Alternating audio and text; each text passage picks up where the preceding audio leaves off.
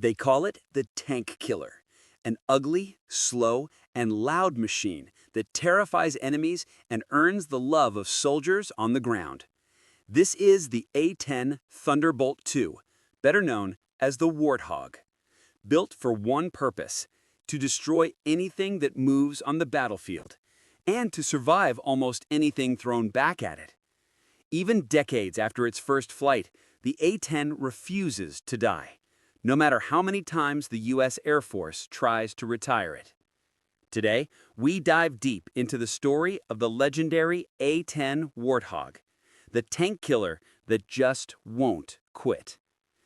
In the late 1960s, the U.S. military faced a new challenge. The Soviet Union was developing massive tank armies that could roll across Europe within days. The Air Force needed a plane that could stop those armored divisions, fast, cheap, and deadly accurate.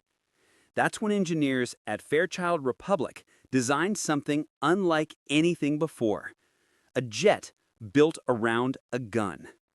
At the heart of the A-10 is the GAU-8 Avenger, a 30mm rotary cannon, so large that the plane literally had to be designed around it.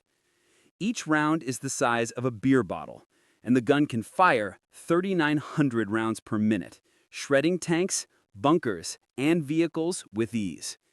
When pilots pull the trigger, they don't just fire, they vibrate the entire aircraft. It's the sound of thunder itself.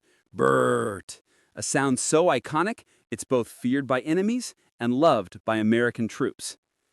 Unlike sleek, high-tech jets, the A-10 looks, well, ugly. But that's part of its genius. The Warthog is armored like a flying tank, wrapped in 1,200 pounds of titanium, known as the bathtub, protecting the pilot from enemy fire. It can keep flying with half a wing missing, one engine gone, and the entire tail shredded. Its engines are mounted high to avoid ground fire, and its landing gear can deploy even if the hydraulics are destroyed. In short, this plane is built to take a hit and come back swinging. During Desert Storm, one A-10 returned to base with over 300 holes from anti-aircraft fire and still landed safely. That kind of resilience made it a legend among pilots and soldiers alike. From the sands of Iraq to the mountains of Afghanistan, the Warthog proved its worth. In Operation Desert Storm, 1991, A-10s destroyed more than 900 Iraqi tanks, 2,000 other vehicles, and 1,200 artillery pieces. Its ability to loiter low and slow, providing close air support for ground troops, saved countless American lives. Ground forces love it because the A-10 doesn't just fly by, it stays. It circles overhead, ready to strike again and again, coordinating directly with soldiers on the radio. In Afghanistan, when troops were pinned down, one call for the Warthog meant help was on the way, and the enemy's time was up. Pilots often say the A-10 doesn't fly above the battle, it flies with it. Despite its success, the A-10 has constantly faced extinction. The Air Force argues it's too slow and outdated for modern threats, preferring stealth fighters like the F-35 Lightning II. But every time they plan to phase it out, Congress and frontline troops push back. Why? Because no jet, not even the F-35, can match the A-10's ability to hover low, take punishment, and deliver precise support to troops in contact. Even high-ranking generals have admitted, in urban combat, there's nothing like the Warthog. The Air Force has tried to retire it since the early 2000s, but the Warthog just keeps getting upgraded. New avionics, smart munitions, and improved targeting systems keep it battle-ready for the 21st century.